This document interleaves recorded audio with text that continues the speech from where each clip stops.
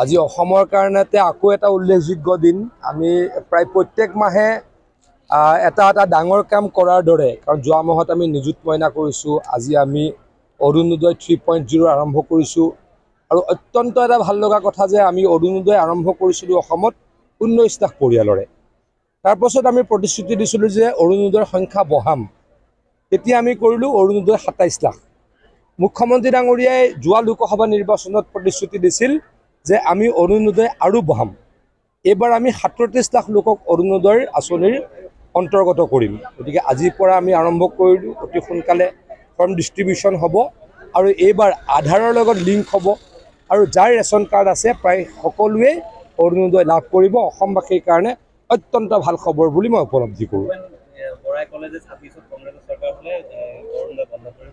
ভূপেন বৰা ডাঙৰীয়াই প্ৰথম কথাটো হয়, কংগ্ৰেছৰ যদি তেখেতলোকে সপোনৰ চৰকাৰখন যদি হয়, মই নাভাবোঁ কংগ্ৰেছৰ চৰকাৰ হ'ব। তেখেতলোকৰ সপোনৰ চৰকাৰখনততো ডেফিনেটলি অৰুণোদয় বন্ধ কৰিব, বেলেগটো কৰিব নোৱাৰে।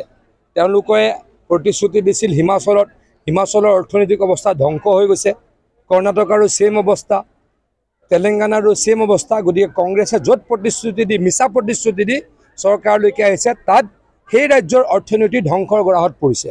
গতিকে তেখেতলোকে সপোনত চৰকাৰ বনাব, আমি পুনৰ দিঠকত চৰকাৰ বনাম। আজি অসমৰ কাৰণেতে আকৌ এটা উল্লেখযোগ্য দিন। আমি প্ৰায় প্ৰত্যেক মাহে এটা ডাঙৰ কাম কৰাৰ দৰে, কাৰণ যোৱা মাহত আমি নিযুত মইনা কৰিছোঁ, আজি আমি অৰুণোদয় 3.0 আৰম্ভ কৰিছোঁ। আৰু অত্যন্ত এটা ভাল লগা কথা যে আমি অৰুণোদয় আৰম্ভ কৰিছিলোঁ অসমত 19 লাখ পৰিয়ালৰে। তাৰপাছত আমি প্ৰতিশ্ৰুতি দিছিলোঁ যে অৰুণোদয়ৰ সংখ্যা বঢ়াম। এতিয়া আমি কৰিলোঁ অৰুণোদয় 27 লাখ। মুখ্যমন্ত্ৰী ডাঙৰীয়াই যোৱা লোকসভা নিৰ্বাচনত প্ৰতিশ্ৰুতি দিছিল যে আমি অৰুণোদয় আৰু বঢ়াম।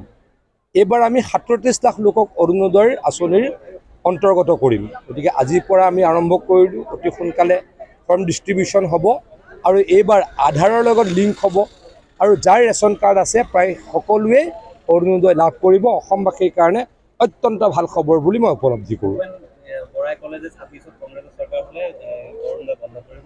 ভূপেন বৰা ডাঙৰীয়াই প্ৰথম কথাটো হয়, কংগ্ৰেছৰ যদি তেখেতলোকে সপোনৰ চৰকাৰখন যদি হয়, মই নাভাবোঁ কংগ্ৰেছৰ চৰকাৰ হ'ব। তেখেতলোকৰ সপোনৰ চৰকাৰখনততো ডেফিনেটলি অৰুণোদয় বন্ধ কৰিব, বেলেগটো কৰিব নোৱাৰে।